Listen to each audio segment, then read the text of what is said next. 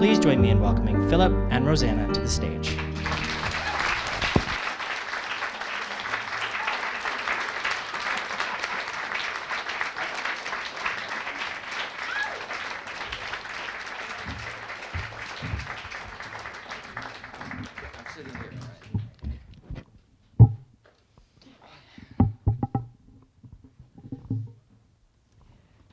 Welcome, everyone. It's lovely to see you here and lovely to be together to celebrate Phil's magnificent new book. There are two words that run through these poems. One is grace and one is forgiveness. So I just wanted you to sort of follow those words as we hear what Phil is going to read. We thought we'd start asking him to read two poems to start us off. Then we'll talk a little bit, and he'll read some more. And after, 45 minutes or so, we'll invite questions and praise, no abuse from the audience. Phil, could you please start us with the title poem, Enormous Morning? And let me thank you all for coming. It's great to see all the beloved faces. It's wonderful. And thank you. I want to thank you for doing this. It's very special, and it's so.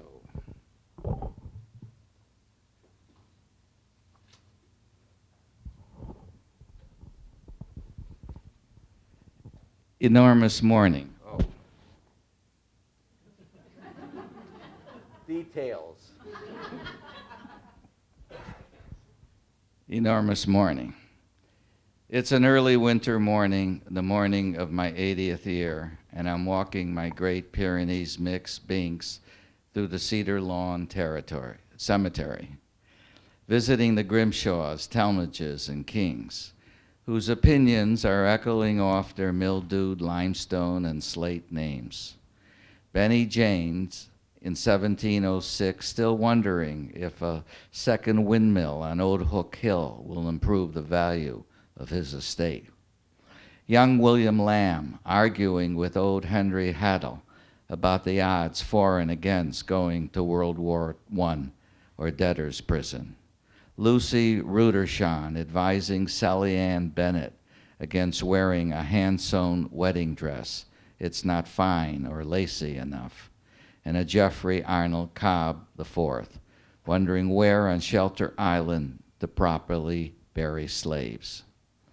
While yellow-breasted warblers caw at us about graves we've left untended, blessings squandered.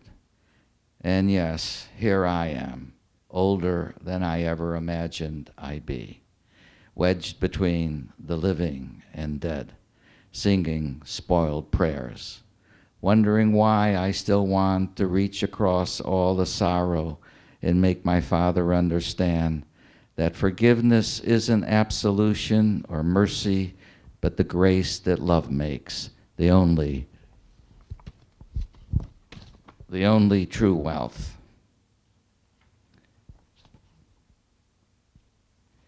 And here we all are, children hurrying off to school, holding mother's hand, heads held high, shoulders straight, an enormous morning opening wide, its pearly jade wings over everything, beginning again from the beginning.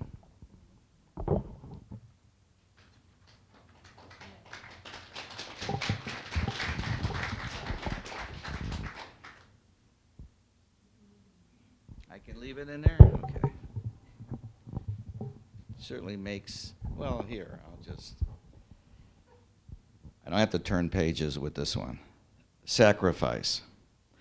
In a sense, this poem, when it came, seemed to represent where the book wanted to go, whether I wanted it to go there or not. Sacrifice. After my sister was stillborn, Mother was told it was dangerous to try again, but she did, happily. After Father died, she told me stories about how 1 week before their wedding, he lost everything and asked to move into her mother's house for a few months and stayed 20 years. How, when her teachers came to her house to plead for her Orthodox father to let her stay in school, She was brilliant, wrote like an angel. He sent them away. Education, he said, was wasted on girls. Half her life a filing clerk, the other half counting coins from my father's vending machines. Disappointment, the salt she soaked her feet in each night. At her Alzheimer's ward, she showed me a big black book in which she kept every scrap of my existence sealed in plastic. I was the one thing she did right, she said. Lillian, Lilith, her namesake, the first woman on earth before Eve, exiled for believing she was Adam's equal, from which the word, the idea, lullaby derives. Like the one she sang to me at night about being strong and good, surviving the bitterness that lives in us like bad dreams. Sometimes I walk the house at night the way she did, looking for the strength to undo all the hurt and shame, be a little more of what she so gladly sacrificed everything for. Yeah. Phil, these two poems have mothers in them.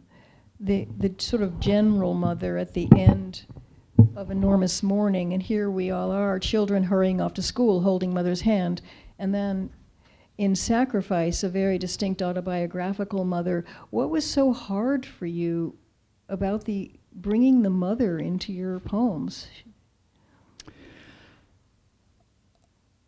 I think, for better or worse, I was preoccupied with surviving my father most of my life as a poet. And I was writing about him, and I overlooked the fact how I really survived and what helped me get through all of that, and also what all that, his continual failures and all of that, what it did to her. She married him hoping to get out of this house in the middle of in the inner city and to have her own home, and she never got it. And as soon as I could get away, I left, and I felt show the appreciation and for her sacrifice. I didn't acknowledge it. And when it came time to deal with this one poem, Sacrifice, surprised me. And it pointed towards dealing with. I think you know this, that I've been obsessed with the Arshil Gorky painting, The Artist and His Mother. And it was the cover of my first book, the painting. And without ever realizing it, I always thought it was about Gorky's story. I mean, the artist and his mother, and it never occurred to me that this could have something to do with my mother, because it was a subject too painful to go near. And until this book, I never really did. Yeah. Well, the poems show an extraordinary intensity. So something moved in you, something allowed you to get there. Maybe it was visiting the Arshil Gorky painting again, and that becomes part of the long, long poem at the end of the book. You'll read to us from in a little bit. Something that you've and let's call it an interjection, you often put in your poems, and have in many of your earlier books, is the word yes. And I was wondering if you could talk a little bit about yes in your poems. Great question. I was very conscious of it, certainly, in the long poem, because I think I needed the affirmation to remind myself to go forward with it. That there was, in the school we call it the shitbird. There's for every reason we have for writing something, there's 101 or 1,001 reasons not to. Mm-hmm. And therefore, yes is very important. We have to give ourselves permission. And I guess I used the word as giving myself permission to go forward, especially when it was painful to do so. Right. This book needed a lot of permission. I mean, in the line here, it's an Enormous Morning where you say, "And yes, here I am, older than I ever imagined I'd be. Well, moving forward, would you read us, I think there are 3 poems I'm going to ask you to read. One is Crazy, one is Happy Endings, and one is The Big Story and the Little Story, if you would be so good.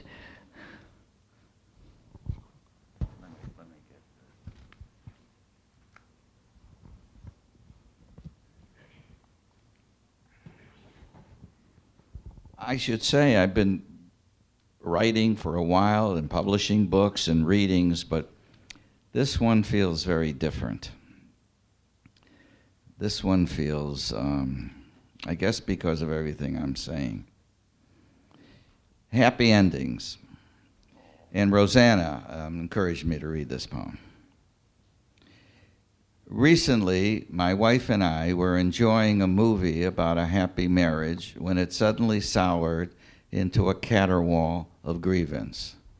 And then a noisy novel I was relishing also promised happiness before abruptly divorcing itself from any semblance of reality. Yes, reality is hard work, and like us, is often tired and just wants to be left alone. Happy endings are rarely reasonable, after all. They must work hard to earn our belief and faith, and often, like us too, are prisoners of their premonitions and misgivings. I'm not asking for rapture, just a moment or two of merriment, an intimation of well-being. And yes, nervous, insatiable, our blessings are seldom confident of our sincerity. They too require encouragement in preparing for the unimaginable. Be patient, hopeful, I remind myself. Happiness arrives when least expected, almost always uninvited. No matter how unprepared we are, the inexorable eventually knocks.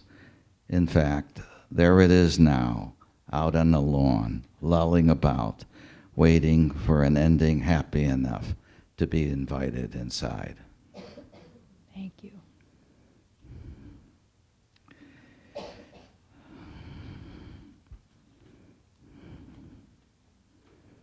Monica makes me put all these big red things in here so I'll find the poems and not spend all this time looking for them. For some reason, this next poem was very easy to write. It's called Crazy.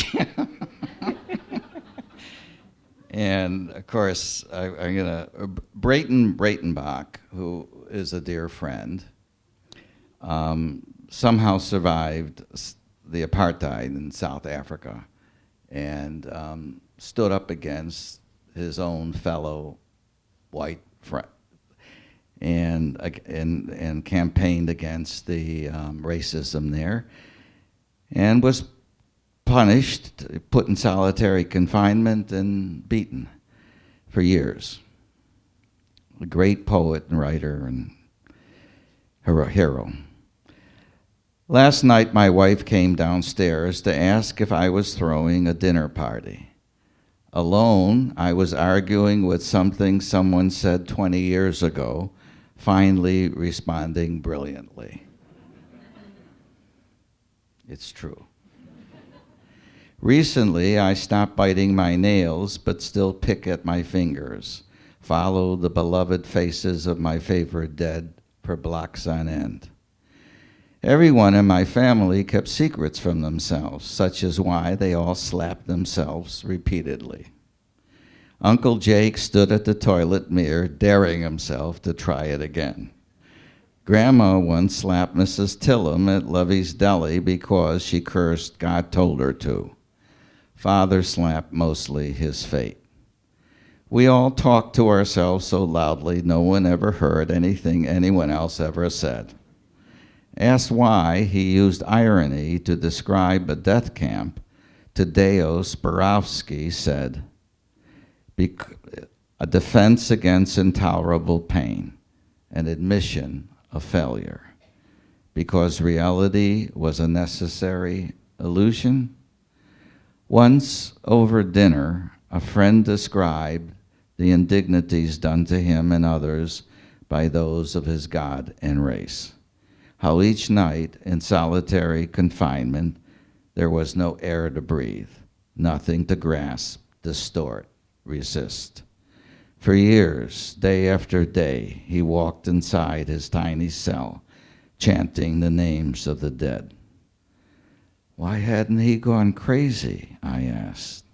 Staring into the darkness of my being, he said, "What makes you think I didn't?"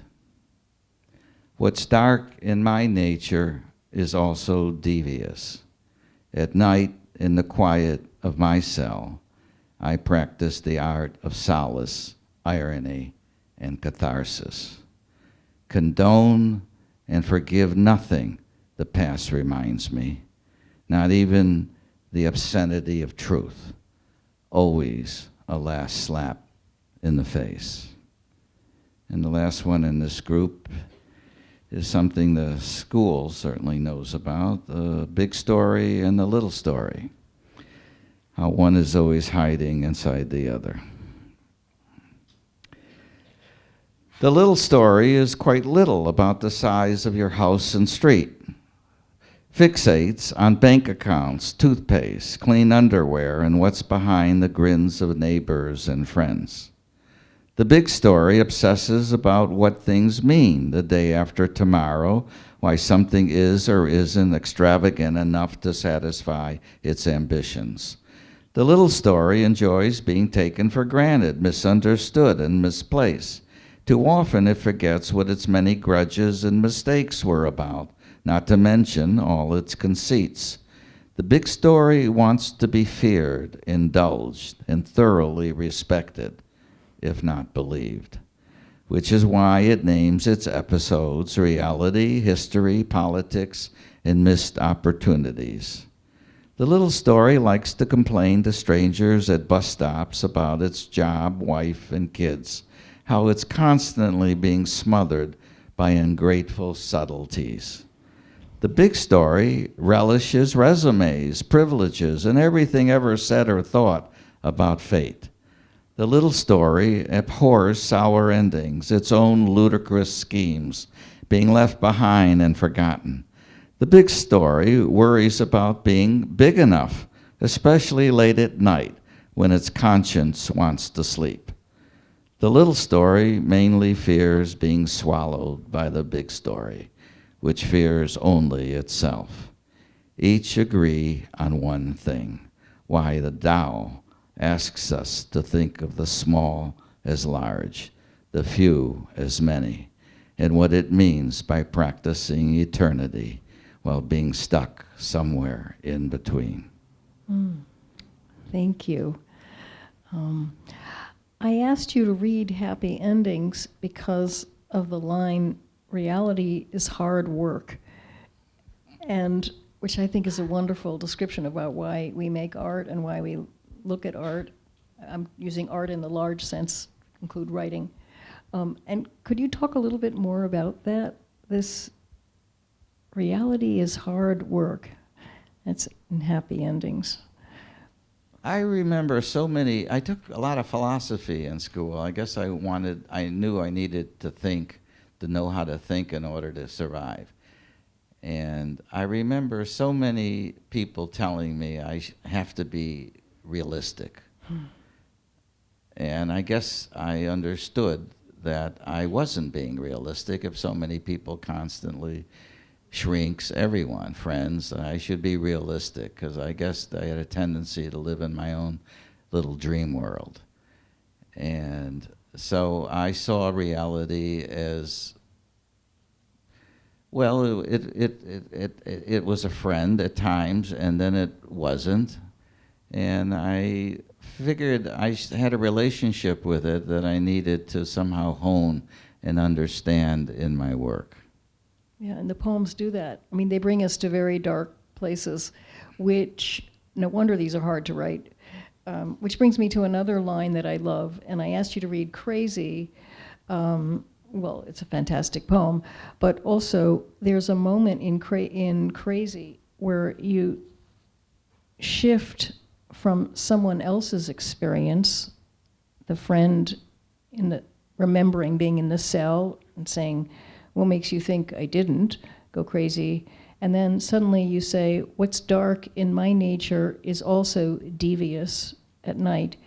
And that is a kind of self-portrait then that is threaded through the book in different ways. So I was wondering if you were making other discoveries in these poems that you said were so hard for you, I mean, the part of the mother poems, the sacrifice poems, discovering new darknesses in your devious nature, or the poems were leading you there, though you didn't want to go? Well, that's great. That's wow. Is there any chance you could answer that question? No. You're just being devious, Phil. I know, I get it. You're being devious. You know, I really have a relationship with this book and these poems unlike any before. And it almost seemed as if I was meeting myself for the first time, or a part of myself that I never wanted to know or accept, that I feel that in one way or other, others had to suffer, but I didn't know if I felt that I should. And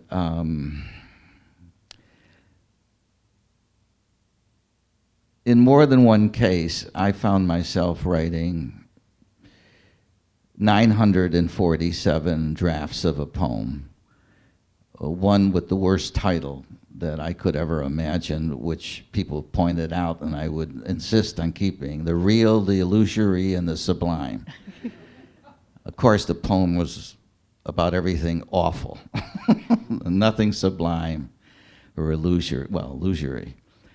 And there were two lines in that poem that for some reason I couldn't let go of, and they didn't want to let go of all their friends. So I couldn't even give up even the title. And those two lines were about my mother.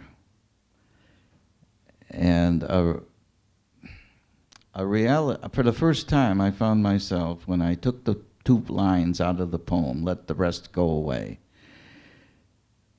I realized what all of that world must have been like for her, which I never went near before. And not only did she have to survive, but she had me. And I started, out of those two lines, the long poem at the end, Something and Nothing, came out of. Am I answering your question? Absolutely, yes, Okay. yes. And it's I realize I know you're feeling vulnerable because this book is very vulnerable. These poems are very vulnerable, and they bring the reader, at least this reader, in to almost scary but generous places. So since you mentioned the long poem, you in other books too, you've had long poems that somehow anchor a book. Here it's Something and Nothing, and it's too long to read all of it to us, but you suggested some passages that you might read and lead us into this Something and Nothing, which is about, it's a part of the, in your first book you had a poem about the Gorky and his mother and that painting. You come back to Arshil Gorky as a way of circling around back to you and your mother, I guess. And it's also political. There's a very much contemporary American horror show in here with the man you call Pinocchio, the liar. So you have suggested some passages you could read to us. I will, and let me just say that, because you're allowing me to think of it. When I was writing this poem and looking at my world through my mother's eyes instead of mine, suddenly it was allowing me to understand and deal with everything that was going on around us. And I think you all know what I'm referring to, what we're all trying to survive. I constantly say to friends, I don't know where to put all this. How could this be happening now? I mean, there's stuff I wrote about. I spent 8 years writing a book about the Holocaust, comparing it to the welfare system, because I didn't think one was dark enough, so I needed to balance the two darknesses. And while I was working on this, it somehow brought in the politics and gave me a way of dealing with it and understanding it, which shocked me. And I thought, well, I'm not going to write about politics, but it insisted on being there. It insisted on imposing itself on me.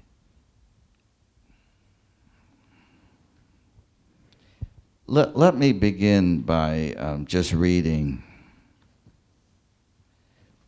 The beginning of the poem comes with a quote from Arthur Schopenhauer. And upstairs in the house I grew up in, one room was full of Playboy magazines, and the other was full of all these first editions of Hemingway and Yeats, and there was a copy of a book by Schopenhauer, which I've carried with me forever and would glance at from time to time, but never really give myself, what's it, Studies in Cynicism? Who needs that to cheer yourself up? But while taking on this long poem, I found myself reading the book. And not only reading it, but turning him into a friend and confiding in him and taking walks with him. My dog, after a while, thought that Arthur was a real person. And I needed that. That philosophy can befriend us in a very important way. Here's the opening quote. The world is driven by blind, dissatisfied will seeking satisfaction, the cause, purpose, and essence of something. Now, when someone presents that, you think of what's the opposite of something. That's how the title came. Something and nothing.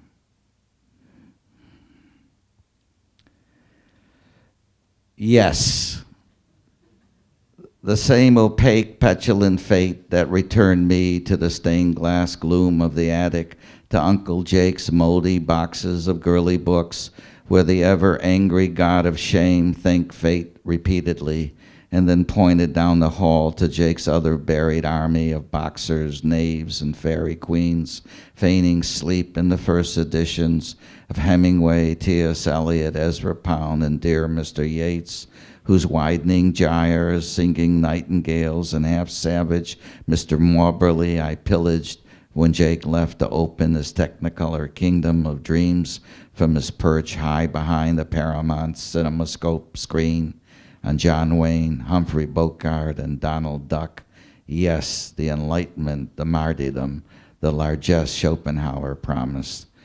The same spiteful, persnickety fate that many years later in the library of the writing retreat, where I wasn't writing, opened the volume of modern paintings to the molten ochre faces, unfingered hands, and possessed eyes of a flower-clutching boy and his mother floating in spectral abstraction.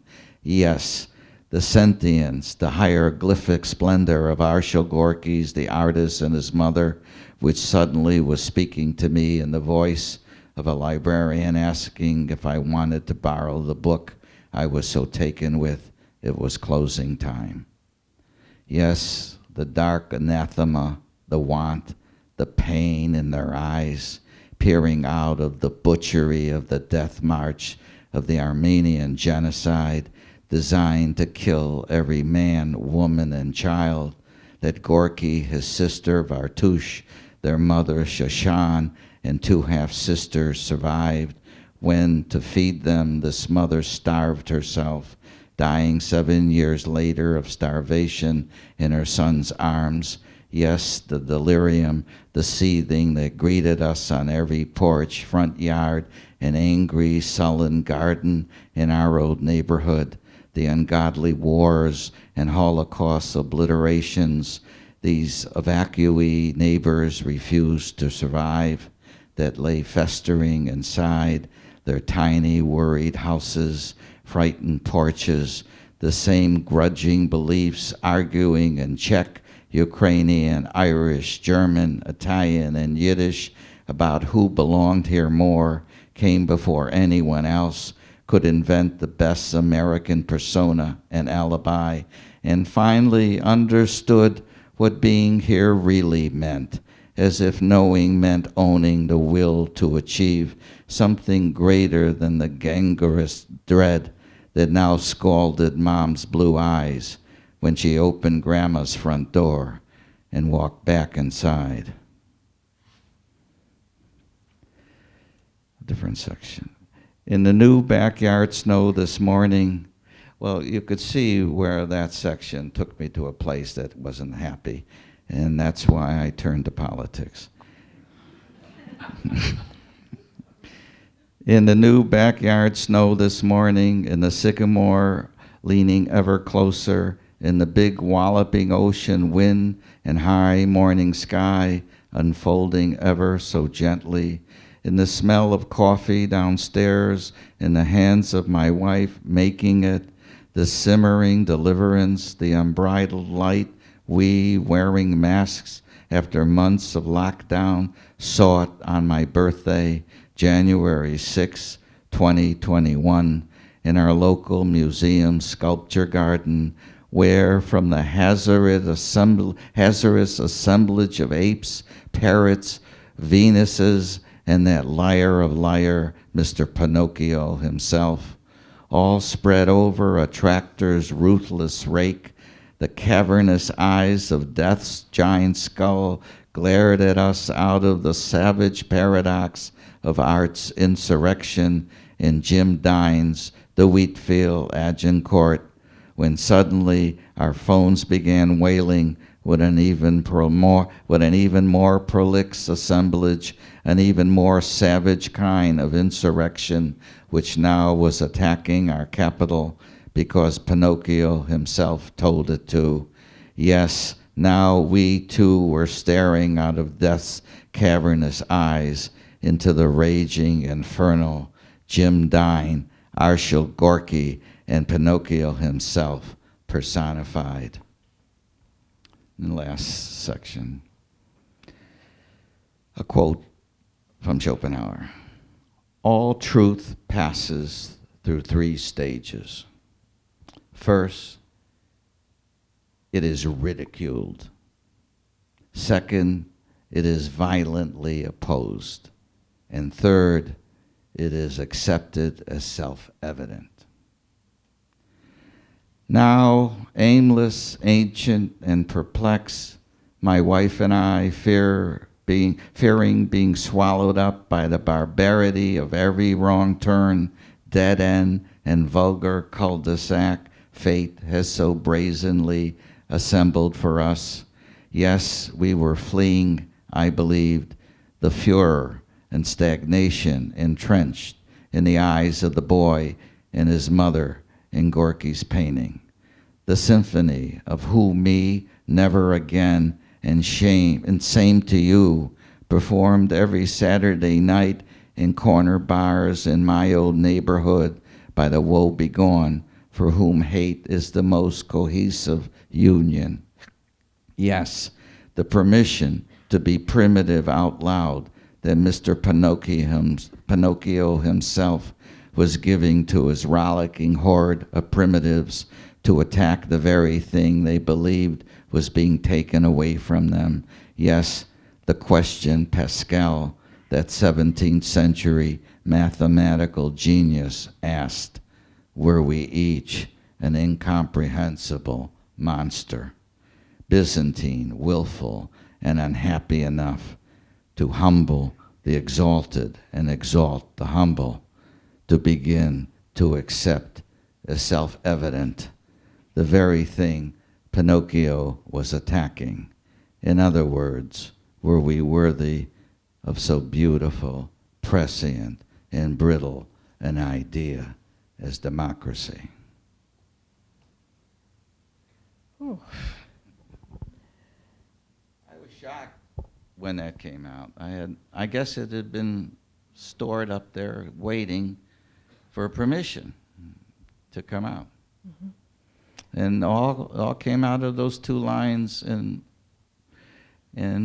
947 drafts of a poem that had to be thrown away. And the very long sentences that drive through these sections of the poem also seem to carry some of that energy, right? That something inescapable, some tumult in you, and tumult of putting together historical atrocity, like the Armenian genocide. Gorky went through all the other stories behind the immigrants and the violent neighborhood you grew up in, and the contemporary violence. Can you say something more about syntax? I mean, it's a syntax that's like a raging river going through these poems. There's hardly a period. I'm sorry? There's hardly a period. I was surprised by that. It's as if, first of all, it's material that I could never go near before, or that's what I felt. And so when it finally came, it was a river. I mean, it knew what it wanted to say. There's this battle, of course, in all of us, of light and dark, of tolerating the intolerable, of surviving. And for us poets, for artists, it's a matter of being able to withstand all the anxiety that going with that and dealing with that creates. And at times the darkness seems absolutely overwhelming, and that will never climb out of it. And I think that for me, this poem was a struggle to deal with all of that. And once I gave permission to myself to let it flow, it flowed. I was surprised how, 2 years of writing a 2-page poem that only created 2 lines, and then suddenly 25 pages come out of, as if it knew exactly what came next. It did know what came next. Well, it found its way through you, and through some of the artists you bring in to help, the Jim Dine painting as well as the Gorky painting, and as well as philosophy, Schopenhauer, Arthur, they're leading you on your walks. So in a way, you weren't alone with it. That's what I'm trying. I'm sorry? You were not alone with these bad dreams. I remember my wife and I, it's true, my birthday is January 6th, and we were escaping to this wonderful parish museum, and there was this Jim Dine art, this rake with all these figures, Cinderella, all these figures, and Pinocchio was being innocent. It had no idea what I was going to make of it. And we realized it was an escape. And suddenly our phones blew up, and you all remember, where do you put that? Is this happening? Is this real? And here I'm looking at this incredible sculpture, and I'm staring right in Pinocchio's eyes. And we couldn't believe it. We were silent. We just got into our car and drove around in silence.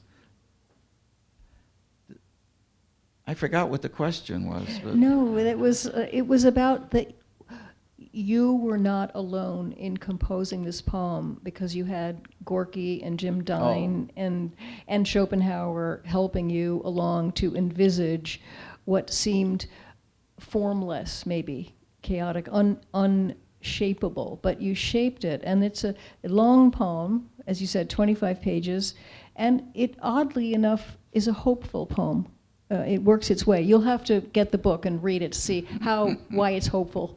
But it is a triumph of of hope, of the hopeful imagination. I think we just have about 2 or 3 minutes left, so I wondered, Phil, if you would like to read another something very short, or say give us some concluding wisdom.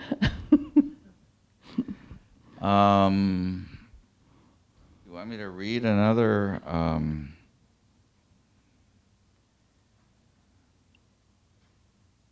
Yes, okay. I'll read a poem that somehow has a lot to do with what we're going through. There was a wonderful, we loved him dearly, a guy who originally lived across the street and became our handyman. And we went through what he went through. And he didn't live to see all of this, but I kept wondering what it would have been like for it's called Santos, in memory of Jose Santos Cox Sheely. One Saturday in 1991, after a hurricane, there you were, helping me clean up the wreck of a cottage I had just bought after a recession. You lived across the street in your wife's adopted mother's house, owned by a rich, younger white woman she cared for, and absurdities somehow made perfect sense. Suddenly, a new roof, fenced-in yard for my dog, a studio for my sculptor wife, and a deck to dream my poems on. Yes, we both agreed. A grown man writing poems for a living, a hilarious idea. You dreamed of being an architect, your wife Rosie said, but in Guatemala, one earned calices, not degrees. My country, you'd say with sorrow, as if Guatemala was a place you had abandoned and betrayed. The me you liked wasn't privileged, educated, and assimilated, but someone who honored memory, a property you also owned. For hours we'd watch Penelope catch frisbees, entranced by the idea of passion being rewarded by pride. Often you knew before I did that something needed to be fixed, replaced, or pardoned, as if the world of order you esteemed didn't tolerate the insolence of negligence. After Rosie died of a heart attack as you drove her to work at Stop and Shop, you came by one last time asking for work. Crippled by liver disease, too broken to stand, the money I gave you broke both our hearts. You once asked why I insisted on going with you to see a man who refused to pay you.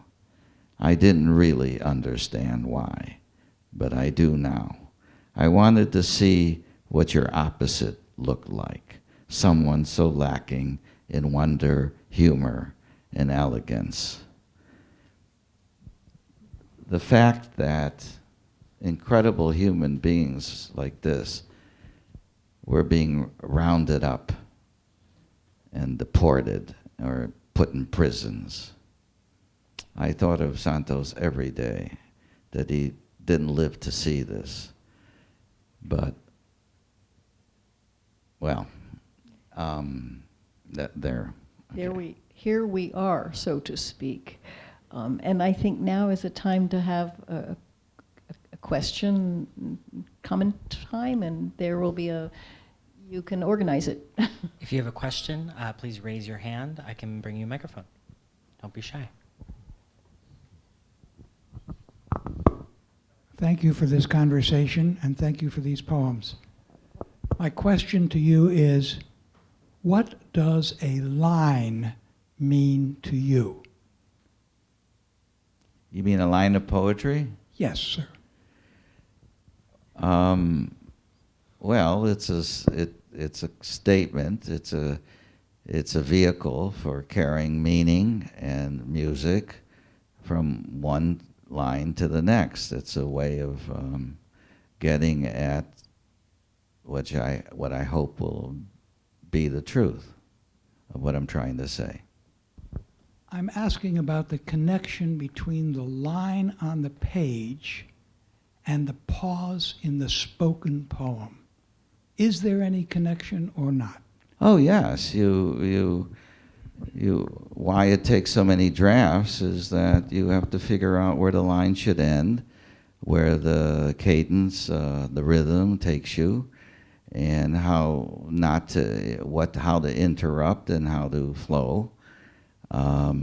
It's a lot of work. Often, when I write so many drafts, the lines that I end with will never look like or sounded like what came first. They're musical units in a way. Hope we haven't stunned you into silence. With this group, If there are no more questions, then let's give these folks a round of applause. okay.